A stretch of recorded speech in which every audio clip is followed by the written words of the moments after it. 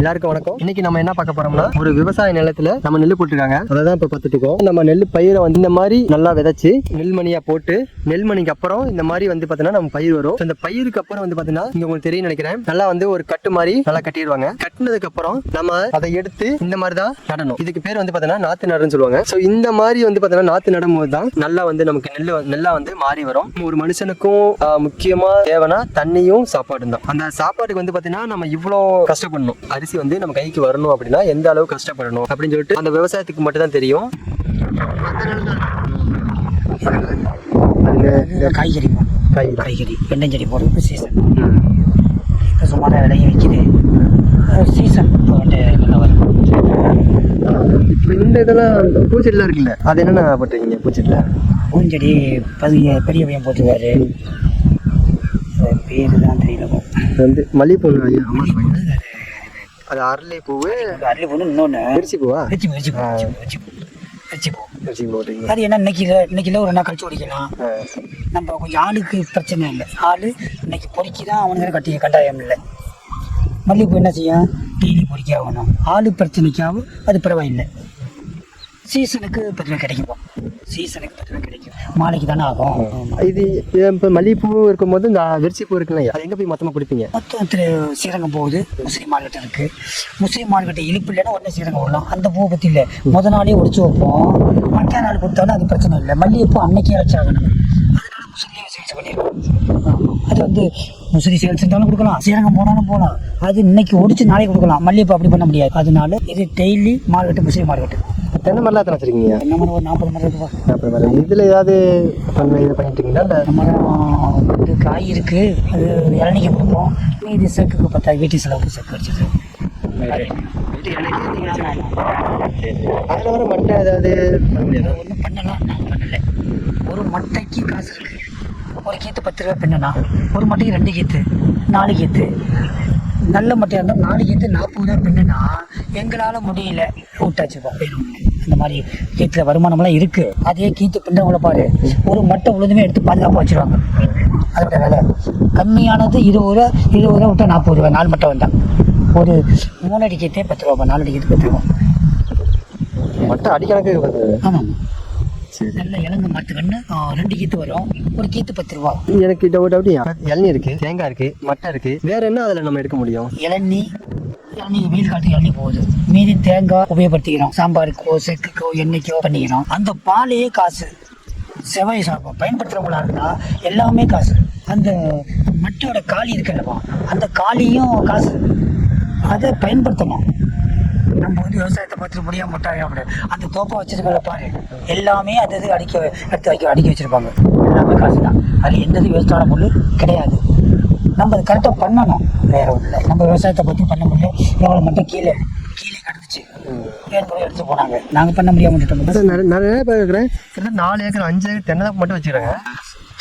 காசு தேங்காய் வைக்கிற ரேட்டுக்கு தென்னை மரத்தில் நட்டமெல்லாம் விவசாயத்தில் வந்து ஒன்றும் மில்ல கஷ்டமாக இருக்குது, லாபம் இல்லைன்னு சொல்கிறாங்க. ஆனால் இன்னும் சொன்ன தென்னை மரத்தில் லாபம் எதிர்பார்க்காத காசு. தோப்பு வச்சுருக்கோம். எப்படி இருந்தாலும் நட்டம் கிடையாது. நல்ல ரகமாக உண்டு பண்ணணும், நல்ல முறையாக பயன்படுத்தணும். அடிவேர்லேருந்து மட்டை வரைக்குமே காசு. இப்போ நீங்கள் சொல்கிற பார்த்தோன்னா மரம் இருக்குது, மரம் சொல்லுங்கள். தோப்பு வச்சுருக்கவங்கள பார்ப்பா, எந்த பொருளையுமே வேஸ்ட் கிடையாது. அது எதுக்கு தனியாக அடிக்க வச்சிருப்பாங்க. எல்லாமே காசு தான். நம்ம விவசாயத்தை பண்ணிட்டு பண்ண முடியல. இந்த 40 மரத்துக்கே அவங்க ஒரு தொகை சம்பாதிச்சுவாங்க. நம்மளால பண்ண முடியல. மரம் காசு, அந்த மட்டையும் காசு. அங்கே வந்து வேஸ்ட்டாக போகிற அந்த பாலை வெளியே தள்ளுறோமா, வெளியே தள்ளி தேங்காய் இளநீ அழியாது. அதில் வெளியே தள்ளுற வேலை பாலை இருக்குல்லப்பா, அந்த பாலையே ஒரு மட்டை 10 ரூபா. நம்ம கிழிச்சு கொடுத்தான், ஊற வச்சு கிழிச்சு கொடுத்தோம். அது கிழிச்சு ஒன்றும் பெரிய வேலையில் கிடையாது. ஊற வச்சோம்னா அந்த அகனி கட்டுறதை வந்து ஒரு மட்டை 10 ரூபா. அதே 10 ரூபா அப்படிலாம் வச்சுட்டு இருக்காங்க. அப்போ இந்த காஞ்சதில் இருக்குங்க, அதுவும் வந்து காசு தான். இந்த காசு கீத்து பிரச்சனை, மீதி அகனி மட்டை இருக்குது, அதுக்கு வேற தேவைப்பட்டு வாங்கி போயிடறாங்கல்ல. இந்த பாலையே கட்டுறதுக்கு இந்த அடி அகனி அதுக்கு காலவாய்க்கு வேணுங்கிறவங்க வாங்கி போயிடுறாங்க. அப்படி எண்ணிக்கை தான். என்றைக்குமே இடம் கூட இல்லை. என்றைக்கு மேலே காசு, மட்டையும் காசு. தென்னை மரத்தை பொறுத்தவரையும் எந்த பொருளுமே வேஸ்ட் ஆனதுக்கு வேலை இல்லை. நம்ம கரெக்டாக பயன்படுத்தணும். அப்படின்னா தோப்பை வச்சுருக்கோம் நம்மளாட்டம் வேஸ்ட்டாக போட்டால் எப்படி முன்னெடுக்கணும்? ஆமாம் அதான் கிட்டத்தட்ட பார்த்தீங்கன்னா இந்த தாப்பேட்டை பார்த்தோன்னா கிட்ட 4 ஏக்கர் 5 ஏக்கர் போட்டிருக்காரு. ஆனால் என்னதான் பண்ணுறாரு எனக்கு தெரியல. அதனால வந்து பரவாயில்லைங்க. இப்போ வந்து இது கிணறுங்களா இல்லை குட்டைங்களா? கிணறு மாதிரி பண்ணலாம். போர் தண்ணி எல்லாம் சப்ளை போர் தண்ணி விட்டு தேக்கிற மாதிரி பண்ணணும். அது இந்த மூலையில் கொஞ்சம் சாஸ்திரம் வரைக்கும் வேணான்னு சொன்னான்ட்டு இப்போ தூக்குற மாதிரி வேறு போட்டு ரெடி பண்ணிக்கிறான்னு. மறுபடியும் வேறு பக்கம் வேறு போட்டு பண்ணணும். இந்த மூளை சாஸ்திரம் வேணாங்கிறாங்க. வேறு ஒன்றும் இல்லை. தொட்டியாக இருக்கலாமா, மேலே இருக்கலாமா, ஆனால் பூமிக்குள்ளே குழி இருக்கக்கூடாது. சாஸ்திரம் அதனால அப்படி விட்டாச்சு. விளைஞ்சிட்டு அது நேரம் வேலை பண்ணணும். சரி. ஏன்னா இப்போ தண்ணி பிரச்சனை இல்லை. 20 தலைமை ஓடலாலும் ஆனால் தேக்குனா தான் பிரச்சனை. சரி விஷயம் சொல்லலை. எப்படி இருந்தாலும் டாரைட்டாக பாய்ச்சும் பொழுது தேக்கி பாய்ச்சினா வேகமாக பாயும். சரி சரி சரி. அதான் இப்போ இந்த விவசாயத்தை பற்றி உங்களுக்கு ஏதாவது சொல்லணும்னு இருக்காங்க? இப்போ நீங்கள் விவசாயம் பண்ணுறீங்க, நெல் பண்ணுறீங்க, அது பார்த்தீங்கன்னா காய்கறி போட போகிறீங்க, வெங்காயம் போட போகிறீங்க, பூச்செடி வைக்கிறீங்க. இதனால் உங்களுக்கு என்ன சொல்ல தோணுது வேறு விவசாயத்துக்கு? இல்லை பொதுவாகவே ஒருத்தவங்க என்ன சொல்ல தோணுது?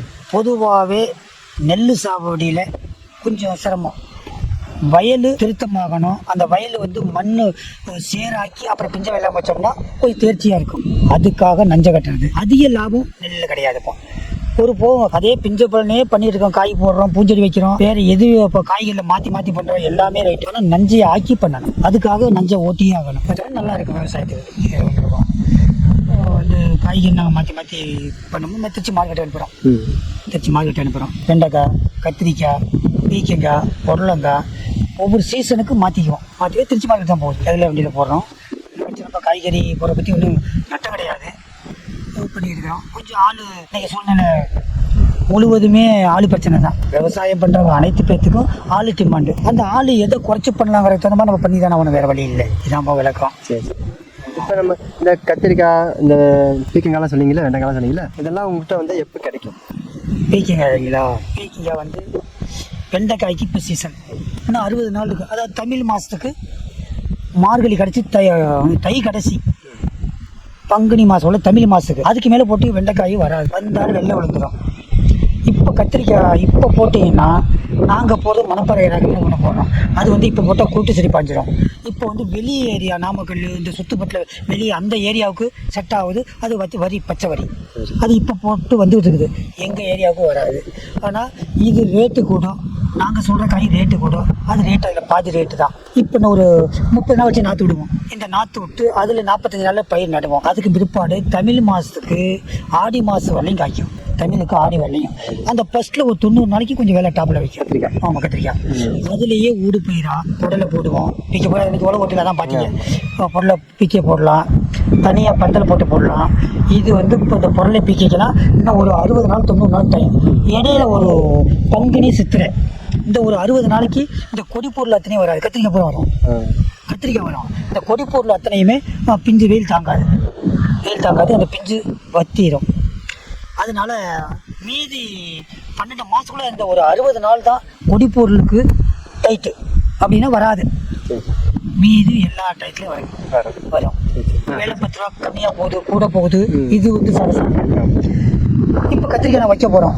இதுக்கு விலை 90% கிடைக்கும்னு நம்பிக்கை இருக்குது. ஒரு 60 நாளைக்கு விற்கும். 10 ரூபா கிடைக்கும். நாங்கள் போடுற ரகம். இப்போ யாராவது மொத்தமாக வேணும் அப்படின்னா உங்களுக்கு கூப்பிடலாமா? கொடுக்கலாம். அவங்க நம்பர் சொல்லுங்கள். மொத்த ரேட்டு மட்டும் அவங்க நம்பர் சொல்லுங்கள். 97 87 130 792. சில்லறையில் 1 கிலோ 2 கிலோ சேல்ஸ் பண்ணுறதில்ல. மொத்த சந்தைக்கு வர்றாங்க, அவங்க கொடுக்கலாம். 10 கிலோ 20 கிலோ கேட்குறாங்க, 30 கிலோ கேட்குறாங்க. இந்த 1 கிலோ சில்லறை வர மட்டும் யாரும் இங்கே பண்ணல, நாங்கள் பண்ணல, பண்ண முடியாது. நாங்கள் மார்க்கெட்டு தான் அனுப்புகிறோம். உங்கள் பேருங்கய்யா? என் பேர் பெரியசாமி. கண்டிப்பாக வந்து பார்த்தீங்கன்னா இது வந்து நிறைய பேருக்கு போகும்போது கண்டிப்பாக வந்து பார்த்தீங்கன்னா யாராவது வியாபாரி இருப்பாங்க. கடைக்கே கேட்குறாங்க அப்படின்னா கண்டிப்பாக வந்து பார்த்தீங்கன்னா உங்களுக்கு இந்த காய் வந்து கேட்பாங்க. அதே மாதிரி வந்து நெல் போட்டிருக்கீங்களா, நெல் எப்போ அறுவடை பண்ணி வைப்பீங்க? மார்கழி கடைசி தை மாதம். தமிழுக்கு தண்ணி பார்க்குறவங்க நிறைய பேர் பார்ப்பாங்க. பார்த்துட்டு உங்களுக்கு மொத்தமாக கேட்பாங்க. அப்போ நீங்கள் இங்கேருந்தே செல் பண்ணிடுங்க. சரிங்களா? சந்தோஷம். ஆனால் காய்கறியில் விவசாயத்தில் ஒரு வகையில் நாங்கள் இன்னைக்கு நேரத்தில் ஒரு 40 வருஷம் அனுபவம். எங்கள் பேரே தோட்டம் வந்து காய் தோட்டம்னா தெரியும். கொஞ்ச நாள் இடையில ஆளு பிரச்சனையில் கரும்பு மாற்றினோம். அது மில்லுக்கு போக பிடிக்க கொஞ்சம் 12 மாதம் கழிச்சு கொஞ்சம் எங்களுக்கு ஒத்து வரல. அப்புறம் திருப்பி பழையபடி காய்க்கு வந்துட்டோம். அதனால் காய்கறி பற்றி ஒன்றும் பிரச்சனை இல்லை. நாங்கள் ரொம்ப நாளாக போட்டுருக்கோம். ரொம்ப நாளாக போட்டாலும் மார்க்கெட்டு தான் போகுது, திருச்சி மார்க்கெட் தான் போகுது. அதாவது சில்லறை வியாபாரம் இல்லாமல் மொத்தமாக தேவைப்பட்டாலும் நாங்கள் காயை கொடுக்குறோம். காய்கறி வாங்கலாம். கீழே இருக்க ஃபோனுக்கு ஃபோன் பண்ணிவிட்டு நீங்கள் வந்து தேவைப்பட்டாலும் வாங்கிக்கலாங்க. சந்தோஷம்.